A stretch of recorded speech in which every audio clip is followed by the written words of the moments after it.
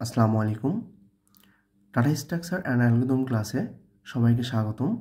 গত ক্লাসে আমরা বাইনারি সার্চ অ্যালগরিদম নিয়ে আলোচনা করছিলাম। আজকে আমরা আলোচনা করব লিনিয়ার সার্চ অ্যালগরিদম নিয়ে। লিনিয়ার সার্চ অ্যালগরিদমের কিছু গুরুত্বপূর্ণ টার্মস হলো এটি সর্টেড এবং আনসর্টেড উভয় ডাটার উপরে কাজ করতে পারে। গত ক্লাসে আমরা দেখছিলাম বাইনারি সার্চ অ্যালগরিদম শুধুমাত্র সর্টেড ডাটার উপরে কাজ করে এবং linear search algorithm brute force approach follow করে। এখন বুট ফোর্স অ্যাপ্রোচটা কি? বুট ফোর্স অ্যাপ্রোচ হলো এমন একটি পদ্ধতি যা হচ্ছে কাঙ্ক্ষিত ভ্যালু খুঁজে না পাওয়া পর্যন্ত একটির পর একটি চেক করতে থাকে, যেটা আমাদের লিনিয়ার সার্চ অ্যালগরিদমও একটির পর একটি চেক করতে থাকে যতক্ষণ পর্যন্ত না আমরা কাঙ্ক্ষিত ভ্যালুটি খুঁজে পাই। লিনিয়ার সার্চ অ্যালগরিদম কোন একটি অ্যারের ফার্স্ট এলিমেন্ট থেকেই প্রথম এলিমেন্ট থেকেই আমাদের সার্চটা শুরু করে এবং প্রথম এলিমেন্টের সাথে টার্গেট ভ্যালুর কম্প্যারিজন করে এবং এই কম্প্যারিজনটা চলতে থাকে যতক্ষণ পর্যন্ত অ্যারের কোনো একটা এলিমেন্ট আমাদের টার্গেট ভ্যালুর সাথে ম্যাচ না করে। তো অ্যারের কোনো একটি ভ্যালু যদি আমাদের টার্গেট ভ্যালুর সাথে ম্যাচ করে, সেই ক্ষেত্রে আমাদের কি হবে, ওই ভ্যালুটির ইন্ডেক্সটা আমাদের রিটার্ন করবে এবং অ্যালগরিদমটি টার্মিনেট হয়ে যাবে, অর্থাৎ এক্সিট করবে।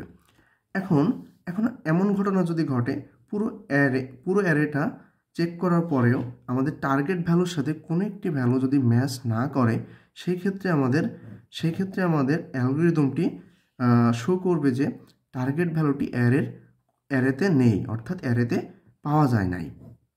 তো আমি এখানে একটি অ্যারে নিয়েছি। এই অ্যারের মাধ্যমে অ্যারেটা বিশ্লেষণ করলে আমরা খুব সহজেই লিনিয়ার সার্চ অ্যালগরিদমটি বুঝতে পারবো। তো এই এক্সাম্পলে আমরা টার্গেট ভ্যালু হিসেবে ধরে নিই টার্গেট ভ্যালু সমান আমরা একটা ধরে নিই 70 ধরি। তো 70 যদি আমরা ধরি, 70-র চেকিংটা আমাদের ফার্স্ট এলিমেন্ট থেকেই হবে। আমি একটু ইন্ডেক্সিংটা লিখে নিই 0 1 2 3 4 5। তো আমাদের ফার্স্ট এলিমেন্ট হচ্ছে 10। এই 10 এলিমেন্টের সাথে আমাদের 70 কম্প্যারিজন করবে এটা সমান কিনা। আমরা দেখতে পাচ্ছি 10 এবং 70 সমান না। এক্ষেত্রে আমাদের ইন্ডেক্সের ভ্যালুটা 1 বৃদ্ধি পেয়ে 1-এ চলে যাবে এবং ইন্ডেক্সের ভ্যালুর সাথে টার্গেট ভ্যালুর ম্যাচ করাবে। এখানেও আমরা দেখতে পাচ্ছি যে আসলে আমাদের টার্গেট ভ্যালুর সাথে ইন্ডেক্স 1-এর ভ্যালু ম্যাচ করতেছে না। অনুরূপভাবে ইন্ডেক্স 2 এর ভ্যালুর সাথে ম্যাচ করতেছে না। বাট ইন্ডেক্স 3-তে গিয়ে আমরা দেখতে পাচ্ছি যে আমাদের 70 অর্থাৎ টার্গেট ভ্যালু সমান অ্যারে 3 ম্যাচ করতেছে আমাদের। তাহলে আমাদের এখানে কি করবে, রিটার্ন ইন্ডেক্স, অর্থাৎ 3টা রিটার্ন করবে এবং এই অ্যালগরিদমটি টার্মিনেট হয়ে যাবে। তো এখন এখানে তো আমরা দেখলাম একটা টার্গেট ভ্যালু নিয়েছিলাম, সেটা আমাদের অ্যারের ভিতরে ছিল, অর্থাৎ এখানে 3 ইন্ডেক্সে ছিল। এখন এমন একটি ভ্যালু যদি আমরা নিই যেখানে হচ্ছে আমাদের টার্গেট ভ্যালুটা আমাদের অ্যারের ভিতরে নাই। ফর এক্সাম্পল টার্গেট সমান যদি আমরা লিখি 100, সেই ক্ষেত্রে আমরা দেখতে পাচ্ছি 100 ভ্যালুটি আমাদের অ্যারেতে নেই। এখন লিনিয়ার সার্চটা আমাদের কেমন হবে? এক্ষেত্রে আমাদের অনুরূপভাবে ফার্স্ট এলিমেন্ট থেকে সার্চ করা শুরু করবে এবং কম্পেয়ার করবে, দেখবে যে আমাদের টার্গেট ভ্যালুটা কোনোভাবে কোনো এলিমেন্টের সাথে মিলে কিনা। আমরা দেখতে পারবো 10-এর সাথে 100 মিলে না, 50-র সাথে মেলে না, 30-র সাথে মেলে না, 70-র সাথে মেলে না, 80-র সাথেও মিলছে না এবং 60 লাস্ট এলিমেন্ট যেটা তার সাথেও মিলতেছে না, অর্থাৎ আমাদের টার্গেট ভ্যালুটি অ্যারেতে নাই। এই ক্ষেত্রে আমাদের অ্যারেটি রিটার্ন করবে টার্গেট ইজ নট ফাউন্ড।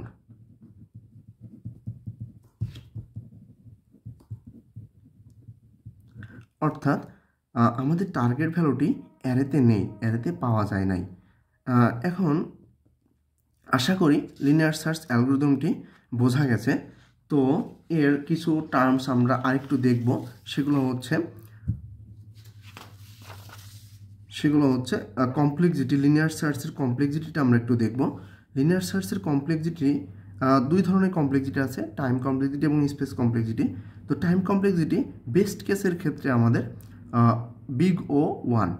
এই বেস্ট কেসটা আসলে কি, যখন আমাদের কাঙ্ক্ষিত ভ্যালুটা ফার্স্ট অ্যাটেম্পেই পাওয়া যাবে। অর্থাৎ আমাদের জিরো ইন্ডেক্সে, অ্যারের জিরো ইন্ডেক্সে যদি আমাদের কাঙ্ক্ষিত ভ্যালুটি থাকে, সেই ক্ষেত্রে আমাদের টাইম কমপ্লেক্সিটি হবে বিগ ও 1, এবং অ্যাভারেজ কেস এবং ওর্স্ট কেস হচ্ছে বিগ ও n। এটা কখন হবে? যখন আমাদের কাঙ্ক্ষিত ভ্যালুটি অ্যারের মিড পজিশনে অথবা লাস্ট পজিশনে থাকবে, তখন আমাদের টাইম কমপ্লেক্সিটি হবে বিগ ও n। এবং স্পেস কমপ্লেক্সিটি লিনিয়ার সার্চ অ্যালগরিদমের ক্ষেত্রে আমাদের 1। অর্থাৎ এখানে এটা দ্বারা বোঝাচ্ছে যে এক্সট্রা কোনো মেমোরির প্রয়োজন হয় নাই। লিনিয়ার সার্চ অ্যালগরিদমের কিছু অ্যাপ্লিকেশন যদি আমরা দেখি, আমরা লিনিয়ার সার্চ অ্যালগরিদম কোথায় ব্যবহার করব। Linear search algorithm mainly unsorted ডাটার উপরে প্রয়োগ করা হয়। অর্থাৎ আনসর্টেড কোনো ডাটা থেকে যদি আমরা কোনো একটি ভ্যালু খুঁজে বের করতে চাই, সেই ক্ষেত্রে আমাদের লিনিয়ার সার্চটা খুবই ভালো কাজ করে।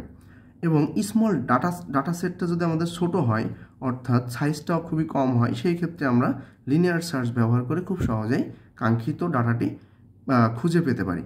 কিন্তু যদি এমন হয় ডাটা সাইজ অনেক বড়, বাট ডাটাগুলো সর্টেড অবস্থায় আছে, সেই ক্ষেত্রে আমরা অবশ্যই লিনিয়ার সার্চ ব্যবহার করব না।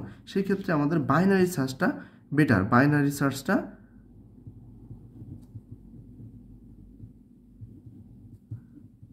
সার্চটা বেটার। আবার অনেক বড় ডাটার ক্ষেত্রেও যদি ডাটাগুলো সর্টেড অবস্থায় না থাকে, সেই ক্ষেত্রে অবশ্যই আমাদের লিনিয়ার সার্চ ব্যবহার করতে হবে। লিনিয়ার সার্চ অ্যালগরিদম ব্যবহার করে কোনো একটি ভ্যালু খুঁজে বের করতে হবে। কারণ সর্টেড যদি না থাকে, সেই ক্ষেত্রে আমাদের বাইনারি সার্চ কাজ করবে না। আবার যদি ডাটা সাইজ খুবই ছোট হয়, সেক্ষেত্রেও আমাদের বাইনারি সার্চ ব্যবহার করে খুব একটা আমরা লাভ পাবো না। সেক্ষেত্রে আমরা লিনিয়ার সার্চ ব্যবহার করাটাই ভালো হবে। এতক্ষণ সাথে থাকার জন্য সবাইকে ধন্যবাদ।